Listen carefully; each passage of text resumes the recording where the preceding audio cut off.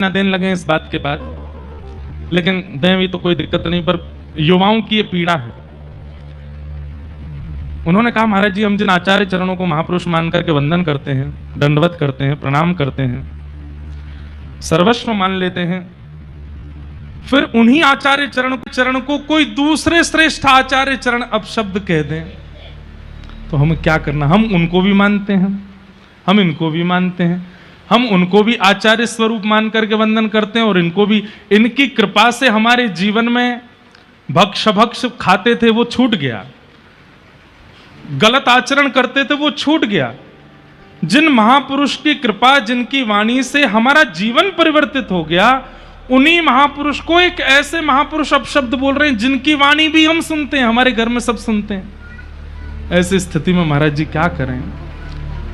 लाली बोली, कल से हमने अन्न नहीं पाया है, हम इतने व्याकुल हैं कि ये सब क्यों हो रहा है। भैया देखो, ये आपको दोष नहीं देखना है, आचार्य चरणों की सबके आपस में लीलाएं हैं। सबसे खतरनाक तो हमें लगता है कल की भगवान कौन से राक्षस को मारने आएंगे। सतयुग में भगवान आए हिरण्यकश्यप हिरण्याक्ष को मारने, त्रेता में भगवान आए रावण कुंभकर्ण को मारने, द्वापर में भगवान आए शिशुपाल दंतवक्र को मारने, कलयुग में भगवान आएंगे टेलीफोन और इंटरनेट को मारने। सबसे गंदे हैं ये। इन दोनों ने कोई नाम कल की है, आगे चल के हो सकता है क्लिक ही हो जाए, एक क्लिक करेंगे डिलीट, सब खत्म। जिस दिन पूरे विश्व का इंटरनेट बंद हो जाएगा उसी दिन कलयुग विश्राम और सतयुग प्रारंभ होगा। आपसे हमारी प्रार्थना है, कल को कितने भी श्रेष्ठ आचार्य चरण अगर किन्हीं महापुरुष के बारे में कुछ ऐसा बोल दे रहे हैं, आप उसको केवल आपसी विनोद समझो, उसको ज्यादा हृदय पर लेकर के आपको क्यों करना है चयन, कौन श्रेष्ठ कौन अश्रेष्ठ? आपके लिए सब श्रेष्ठ होने चाहिए।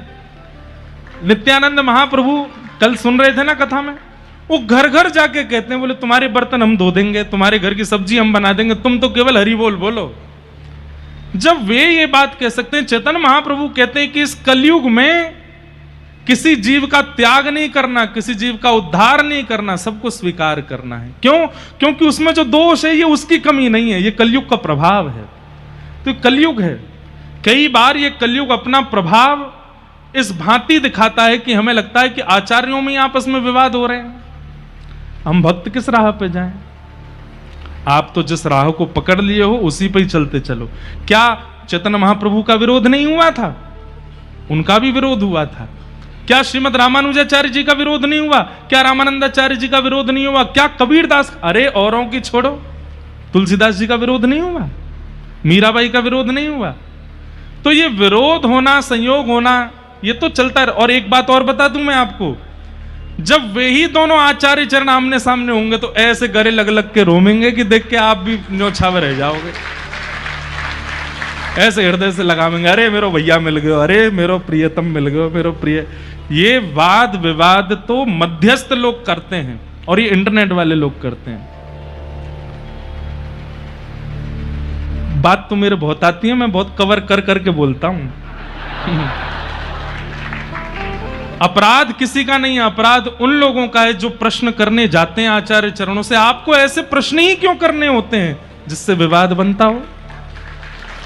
आचार्य चरणों की कोई गलती नहीं है, हम आचार्यों में दोष देखेंगे ही नहीं, चाहे आप हमारे सामने उनको किसी भी रूप में प्रस्तुत कर दो। गलती तो आपकी है।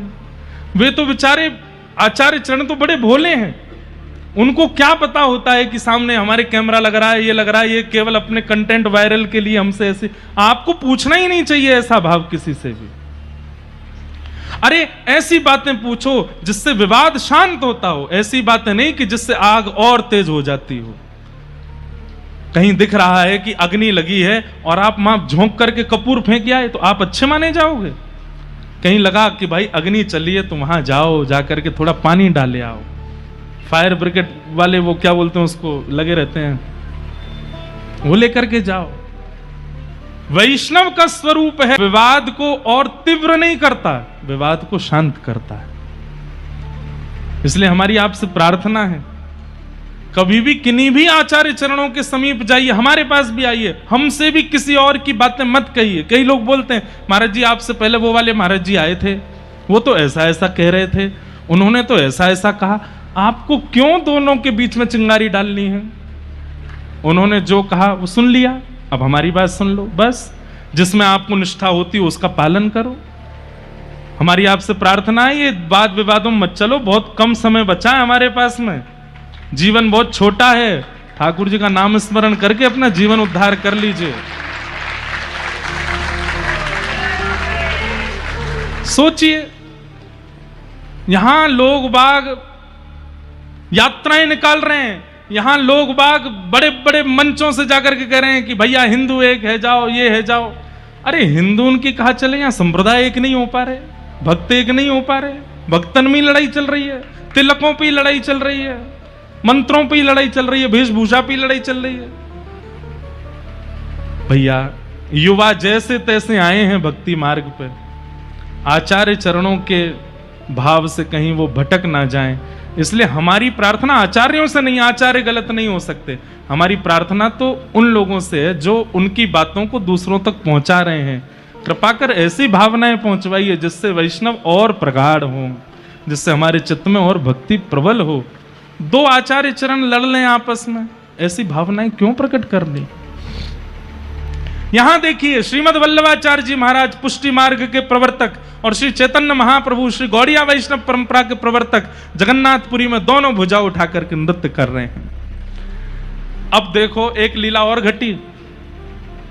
चैतन्य महाप्रभु नृत्य करने के बाद जब प्रवचन करने लगे तो अपने प्रवचन में चैतन्य महाप्रभु कुछ भी बोल रहे हैं तो इसका मतलब श्री कृष्ण बोल रहे हैं, क्योंकि कृष्णावतार कृष्ण ही चैतन्य महाप्रभु बन के आए। वे क्या कहते हैं?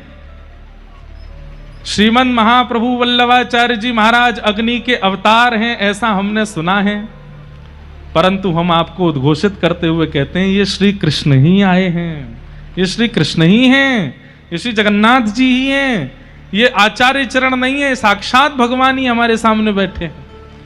अपने प्रवचन में उन्होंने कह दिया कि साक्षात श्री कृष्ण हैं, और सब अपने अनुचरों से कहा कि ठाकुर जी मान करके ही इनको प्रणाम कीजिए, आचार्य चरण को।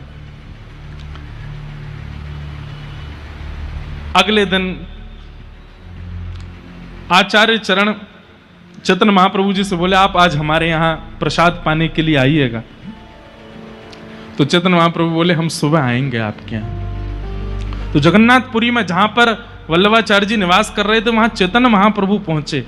तो आप जैसे ही आए, आकर के थोड़ी देर आपकी वार्तालाप हुई, इतने में ही आपने अपनी गृहिणी को आज्ञा की चैतन्य महाप्रभु आए हैं, कुछ भोग प्रसादी लेकर के आओ। तो आपकी पत्नी भीतर गई, बहुत देर तक बाहर नहीं आई। तो महाप्रभु जी बोले इतनी देर हो गई प्रसाद लाने में? भीतर गई तो देखा आपकी पत्नी चुपचाप खड़ी थी। तो महाप्रभु जी बोले अरे चैतन्य महाप्रभु खड़े हैं और तुम अभी तक कुछ लेकर के नहीं आई? बोले कि ठाकुर जी का तो अनवसर हो गया है और भोग लगी सामग्री सारी बट गई है, तो सब अमनिया रखा है, भोग लगा हुआ सामग्री नहीं है। अमनिया मतलब जो ठाकुर जी को भोग ना लगा हो वो सामग्री रखी है। अब जब तक भोग नहीं लगेगा तब तक मैं कैसे दे दूं? वल्लभाचार्य जी के नेत्र सजल हो गए। बोले लेकर के आओ, अमनिया सामग्री लेकर के आओ। बोले क्यों? बोले कृष्ण ही तो आए हैं, अमनिया का ही भोग लगाओ, चैतन्य महाप्रभु साक्षात कन्हैया ही हैं।